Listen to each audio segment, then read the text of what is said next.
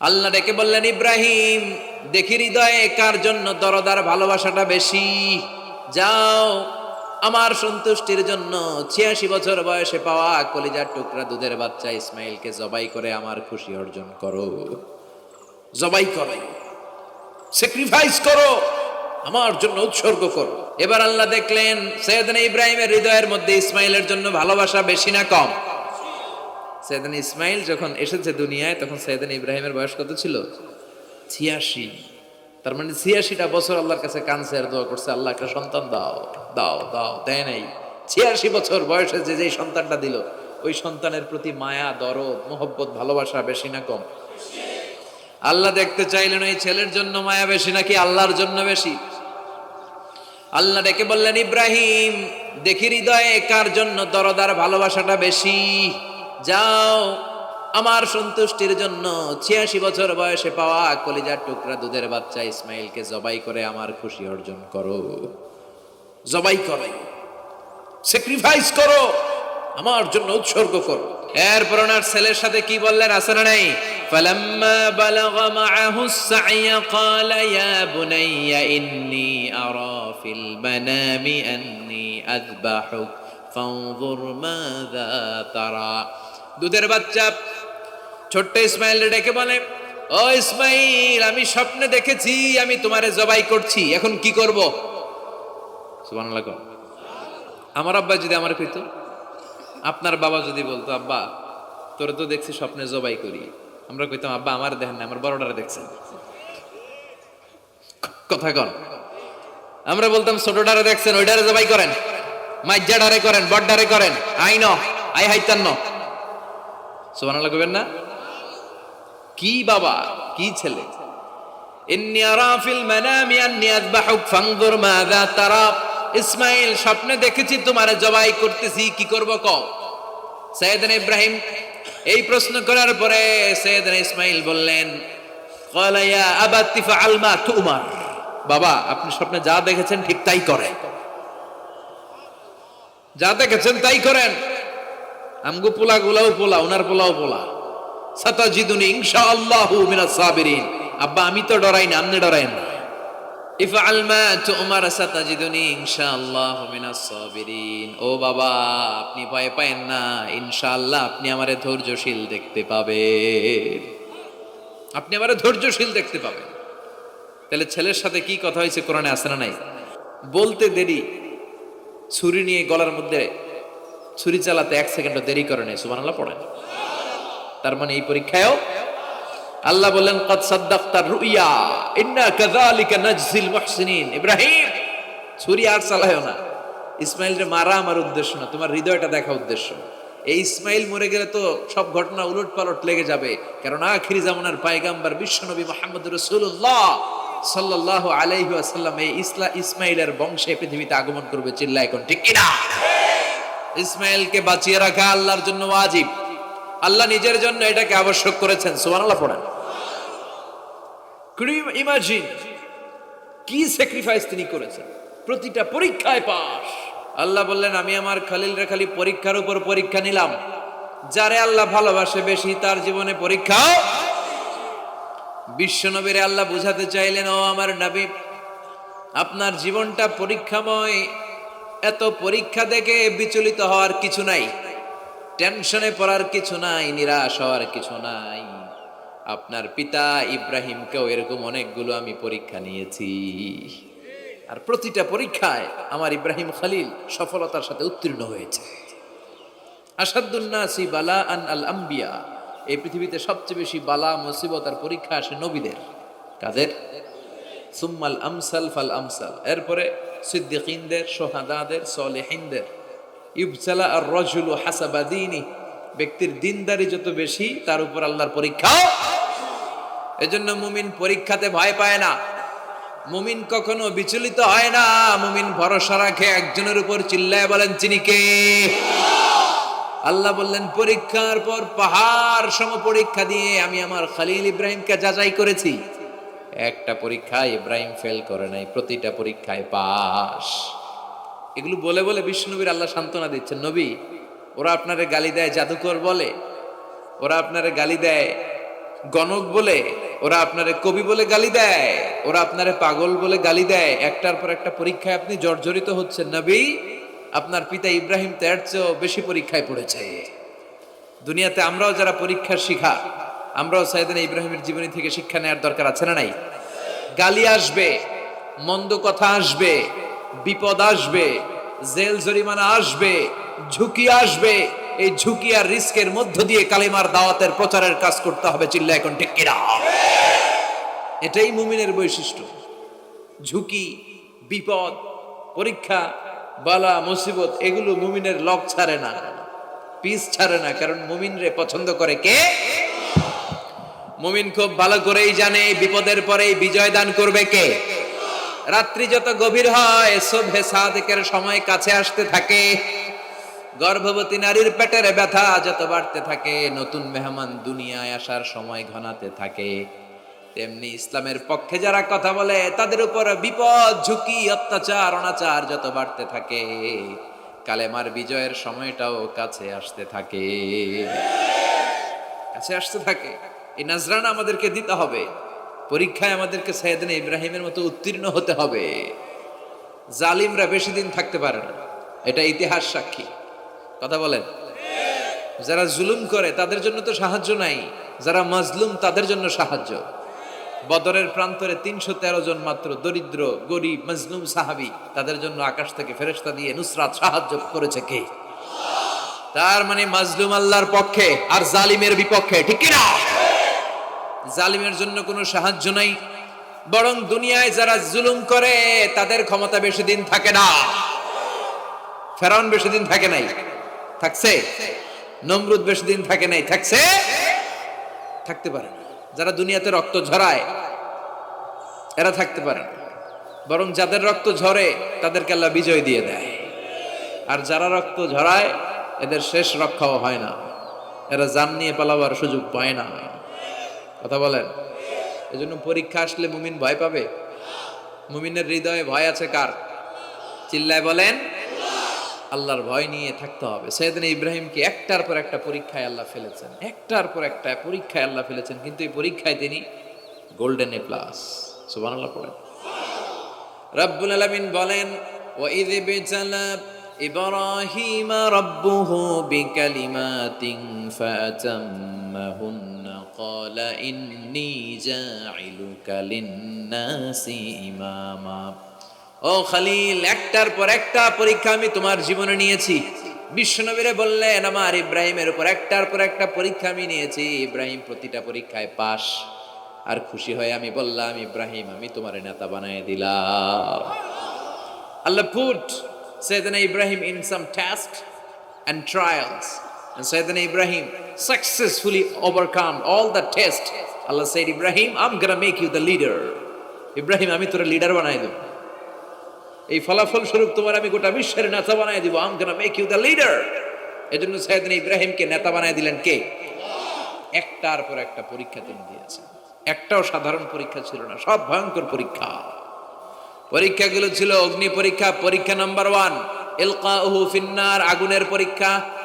নমরুদ বলে, ইব্রাহিম ঈমান ত্যাগ করো, না হলে আগুনে ফেলবো। কোথায় ফেলবো? সাইয়েদনা ইব্রাহিম বলে, আমার জীবন যাবে কিন্তু ঈমান যাবে। ঈমানের পথে অবিচল থেকে আমার মরণ যেন হয়। তোমারই কাছে মিনতি আমার, তোমারই কাছে মিনতি আমার, মহামহিম দয়াময়। ঈমানের পথে অবিচল থেকে আমার মরণ যেন হয়। পড়ে না আমিন। নমরুদ বলে, ইব্রাহিম ঈমান ছাড়ো, তা না হলে আগুনে ফেলবো। ইব্রাহিম বলে, জীবন যাবে কিন্তু ঈমান যাবে। তার মানে পরীক্ষায় পাস, আগুনে ফেলে দেয়া হলো। ঈমান হারা করতে পারে নাই নমরুদ। তার মানে আগুনের পরীক্ষায় নাকি ফেল না পাস। পরীক্ষা নাম্বার 1। পরীক্ষা নাম্বার 2 আল্লাহ বললেন, ইব্রাহিম কলিজার টুকরা সন্তান ইসমাইলকে আর প্রিয়তমা স্ত্রী হাজারকে মক্কার ধুধু প্রান্তরে রেখে আসো, যেখানে কোনো মানুষ নাই, কোনো পাখি নাই, কোনো প্রাণী নাই, কোনো খাওয়ার পানিও নাই, কেউ নাই, জনমানব শূন্য এলাকার মধ্যে ফ্যামিলির সবাইকে রেখে আসো, ইসমাইলরেও রেখে আসো, হাজারকেও রেখে আসো। কোনো টু শব্দ করলেন না। সাইয়েদনা ইব্রাহিম কিছু জিজ্ঞেসও করলেন না, বলার সাথে সাথে ওনার স্ত্রী আর কলিজার টুকরা বাচ্চাটারে মক্কার ধুধু প্রান্তরে রেখে দিয়ে আসলেন। এই পরীক্ষায়ও, কথা বলেন, এই পরীক্ষায়ও আমাদেরকে যদি আল্লাহ বলে যাও তোমার সন্তান তোমার স্ত্রীকে রেখে আসো সাহারা মরুভূমিতে, পারবেন? হ্যাঁ, কি পরীক্ষা দিয়ে আল্লাহর প্রিয় হয়েছে। তার মানে আগুনের পরীক্ষায় পাস, ফ্যামিলি বিসর্জন দেওয়ার পরীক্ষায় পাস। আবার আল্লাহ বললেন ওয়াজআলনা ফি যুররিয়াতিহিন নুবুওয়াতা ওয়াল কিতাব, আমি খুশি হয়ে এই ইব্রাহিমের বংশের মধ্যে নবুয়ত দিয়েছি, আবার কিতাবও দিয়েছি। সুবহানাল্লাহ বলে। তিনি নবুয়ত দিয়েছেন। পৃথিবীতে যত নবী আসছে সব সাইয়েদনা ইব্রাহিমের নাতিপুতি। সব কি বিশ্বাস হয় না? এই পৃথিবীতে যত পয়গম্বর এসেছেন তার 99.99% নবীরাই ওনার ছেলে আর নাতিপুতি। চিল্লায় পড়েন আল্লাহু আকবার। এজন্য ওনারে বলা হয় আবুল আম্বিয়া, father of the all prophets, সব নবীদের বাবা। ওনার বয়স যখন 86 তখন আল্লাহ সাইয়েদনা ইসমাইলকে দিলেন। বয়স যখন 100 তখন সাইয়েদনা ইসহাক আলাইহিস সালামকে আল্লাহ দিলেন। এইদিকে ইসমাইল, এদিকে সবাই বলেন, এদিকে এদিকে সবাই বলেন, এটা এটা ইসহাক। পৃথিবীতে যত নবী এসেছে সব ইসহাকের চ্যানেলে এসেছে। এই সাইয়েদনা ইসহাক আলাইহিস সালামের চ্যানেলে এসেছে। সাইয়েদনা ইসমাইলের চ্যানেলে নবী নাই, কোনো নবী নাই, নবী ছাড়া চ্যানেল। আর এখানে যত হাজার হাজার লক্ষাধিক নবী এসেছে সব নবী ইসহাক আলাইহিস সালামের চ্যানেলে যারা এসেছে সব নবীরা অন্যান্যদেরকে বলে যাইতো, তার উম্মতকে বলে যেত যে সবশেষে একজন নবী আসবে, তিনি হবেন সর্বশ্রেষ্ঠ নবী, তিনি হবেন সর্বশ্রেষ্ঠ নবী। তো এদের এই চ্যানেলে এত নবী, এরা ভাবছে ওই সর্বশেষ নবীটাও এদিক দিয়েই আসবে। কিন্তু আল্লাহ হাজার হাজার লক্ষ নবী এই চ্যানেলে পাঠালেন, কিন্তু সর্বশেষ নবীটা এইখানে পাঠালেন না। সর্বশেষ চ্যানেলের নবীটা আল্লাহ এই চ্যানেলে পাঠাই দিলেন। সর্বশেষ নবীটা সাইয়েদনা ইসমাইলের চ্যানেলে এসেছে। এজন্য ওরা হচ্ছে বানি ইসরাইল আর আমরা হচ্ছি বানি ইসমাইল। সুবহানাল্লাহ পড়বেন না? উনার ধর্ম, উনার চেইন থেকে ইহুদিবাদ, খ্রিস্টবাদ, ইসলাম, এই 3 ধর্মের জন্ম। ইহুদিবাদও আল্লাহর দেয়া ধর্ম, খ্রিস্টবাদও আল্লাহর দেয়া ধর্ম, কিন্তু আল্লাহর দেয়া শরীয়তের উপর ওরা অবশিষ্ট থাকে নাই, থেকেছে শুধু ইসলাম, ঠিক কিনা? এজন্য আমরা প্রত্যেক নামাজে পড়ি গায়রিল মাগদুবি আলাইহিম ওয়ালাদ-দাল্লিন। ও আল্লাহ, গায়রিল মাগদুব, যাদের উপর তোমার রাগ ক্রোধ, তাদের পথ আমরা চাই না, ওরা হলো ইহুদিরা। ওয়ালাদ-দাল্লিন, আর যারা ভ্রষ্ট তাদের পথও চাই না, এরা হলো নাসারারা।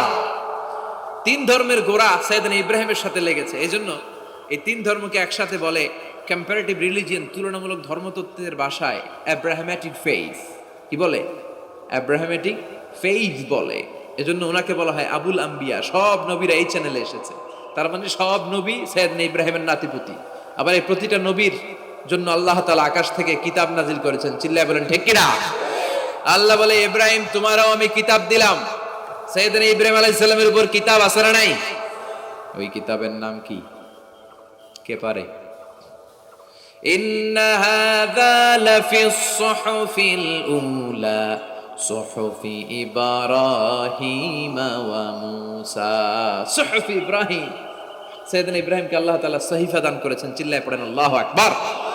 আবার এই নবীর নামে আল্লাহর কোরআনে একটা সূরা আছে না নাই? কথা কন, কি নাম সূরা? সূরা আলিফ লাম রা। কিতাবুন আনজালনাহু ইলাইকা লিতুখরিজান নাসা মিনাল যুলুমাতি ইলান নূর। সুবহানাল্লাহ পড়েন। আলিফ লাম রা, I have revealed this holy and sacred book unto you in order to lead the mankind out of darkness into the light. ও নবী, আমি এই কিতাবকে আপনার কাছে পাঠিয়েছি অন্ধকারাচ্ছন্ন মানুষগুলোকে অন্ধকার থেকে আলোর দিকে নিয়ে যেতে।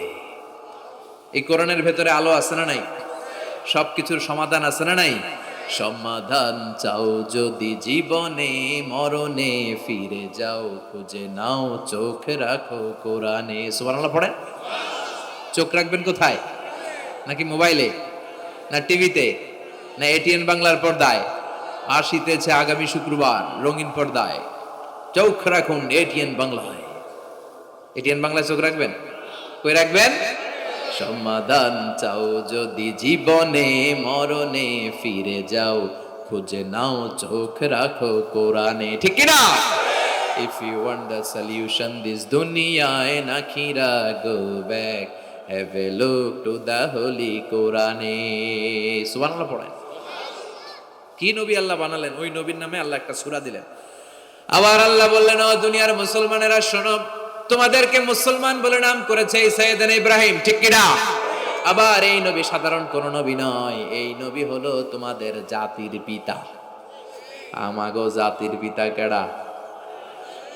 কথা কন আরো জোরে, সবাই মিলে বলেন, মিল্লাত আবিকুম ইব্রাহিম হুয়া সাম্মাকুমুল মুসলিমিন। মিল্লাত আবিকুম ইব্রাহিম, তোমাদের জাতির পিতার নাম, আমাদের জাতির পিতার নাম, ওয়া সাম্মাকুমুল মুসলিমিন, তিনিই তোমাদেরকে মুসলমান নামকরণ করেছে।